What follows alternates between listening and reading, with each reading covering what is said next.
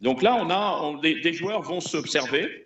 On va voir si Carlsen a la maturité suffisante pour ne pas plonger tête baissée.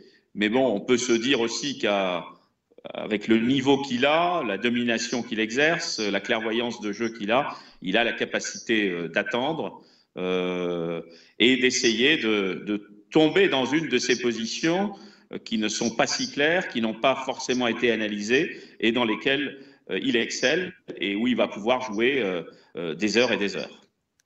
Oui, il est vrai que son style correspond bien à cette idée d'être montré prudent et d'attendre l'opportunité qui finira probablement, on peut dire peut-être par arriver sur 12 parties, de mettre la pression très longtemps sur son adversaire.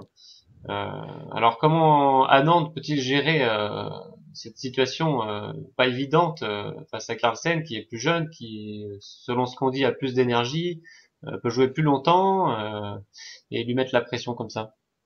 Alors, Anand, comme on dit, c'est un vieux de la vieille. Il va avoir 44 ans en décembre prochain, donc il est pas, bien sûr pas vieux, mais il n'est pas non plus tout jeune par rapport aux standards des joueurs d'échecs et des très très forts grands maîtres d'aujourd'hui, dont Carlsen. Donc il y a quand même un écart de génération, il y a une génération d'écart entre eux. Donc, par contre, Anand a un bagage absolument exceptionnel. Anand a commencé donc à jouer les matchs de qualification pour les championnats du monde alors qu'il avait une vingtaine d'années, 21 ans. Il a commencé, je crois, à Chennai avec Dreyev. Ensuite, bien, il avait joué à Bruxelles avec Karpov, ça c'était en 91. Il avait perdu de justesse à la huitième partie. Karpov n'avait réussi à l'éliminer qu'à la huitième partie. Hmm. Et puis, il y a eu son match contre Kasparov, qui n'était pas dans le cadre de la FIDE. Donc, c'était le match de la PCA. Il avait gagné, c'est lui qui avait gagné la première partie face à Kasparov. Je veux dire, c'est dans la deuxième moitié du match que Kasparov avait réussi à faire la différence. Donc, ça, c'est 95. Ensuite, il y a un match donc, pour le championnat du monde qui se déroule à Lausanne, 97, donc fin 97, début 98, entre Anand et Karpov. Donc, De ils jouent nouveau les deux Karpov. monstres sacrés, c'est-à-dire Kasparov et Karpov. Et Karpov, et j'ai assisté, je dois avouer, à la dernière partie de ce match où Karpov avait perdu, je crois, avec les Blancs. Il avait joué une variante avec D4 et Fouché 5.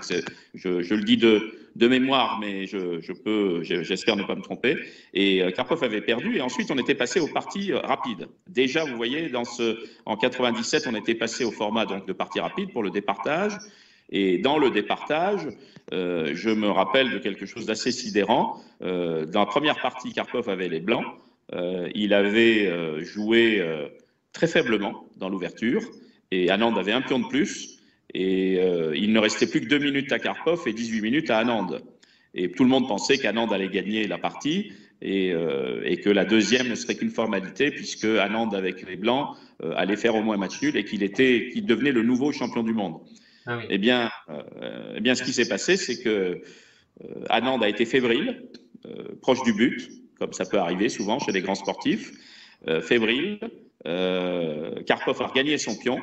Et puis, on a vu un Karpov déchaîné, un Anand de plus en plus fébrile, et Karpov qui matait Anand alors qu'il n'y avait que 2 minutes et l'autre 18 minutes. Donc, bien sûr, à la fin, Karpov n'avait plus qu'une poignée de secondes, mais il a gagné la partie. Et dans la deuxième, Anand avait été inexistant avec les Blancs, il avait perdu en moins de 30 coups. Et donc, le titre de champion du monde s'était joué sur les parties rapides à l'époque à Lausanne. Donc, pour vous dire, la préparation d'Anand, tout ça, c'est pour parler du cheminement de ce grand champion. C'est-à-dire, il commence par un bizutage, hein, pour dire les choses ainsi, avec et Kasparov et Karpov. Donc, c'est pas quelque chose de négligeable. Ensuite, eh bien, il joue à Delhi, les cycles de championnat. Il se qualifie donc pour la finale avec Shirov et il joue la finale à Téhéran qu'il gagne début 2001. Et donc, il devient pour la première fois champion du monde donc de la FIDE début 2001. Vous voyez, c'était il y a un peu plus de 12 ans. Et dans le format donc de KO. Ensuite, eh bien, Anand va attendre de nombreuses années puisque entre-temps, il y avait eu le match Kramnik-Kasparov qui s'était déroulé fin 2000, où Kramnik a déposé Kasparov.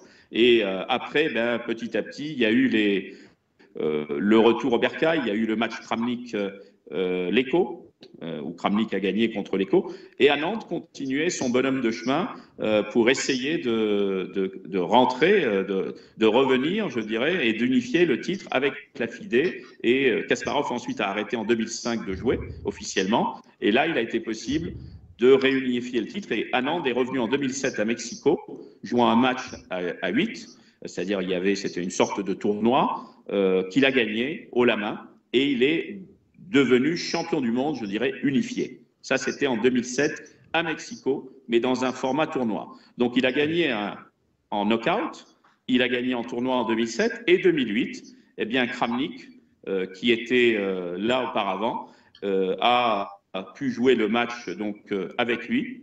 Bien sûr, Kramnik, on s'en rappelle, à la troisième partie, a perdu dans une slave une préparation absolument monstrueuse d'Anand. Les deux premières parties ça avait été des nuls.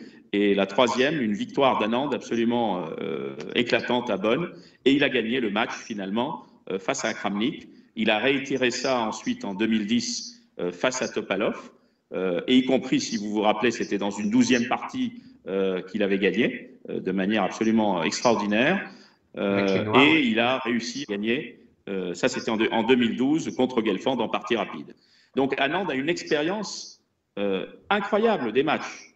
Il connaît ça par cœur, tous les formats. Il a réellement, vraiment tout gagné. Donc maintenant, pour lui, c'est un nouveau défi, un nouveau challenge. Il y a un jeune qui est montant, il n'est pas le favori, clairement. Carlsen a toute l'énergie, la motivation, l'envie, la jeunesse, l'inconscience qu'il faut un peu aussi pour arriver à soulever les montagnes. Mais de l'autre côté, Anand a une expérience absolument phénoménale. Et puis, il ne faut jamais l'oublier, Anand, quand il était très jeune, était dénommé le Lucky Luke, c'est-à-dire qu'il réfléchit très très vite, il va très vite, il voit très très bien les choses. C'était simplement une question peut-être de démotivation. On va voir maintenant comment il va pouvoir continuer psychologiquement à jouer contre le Viking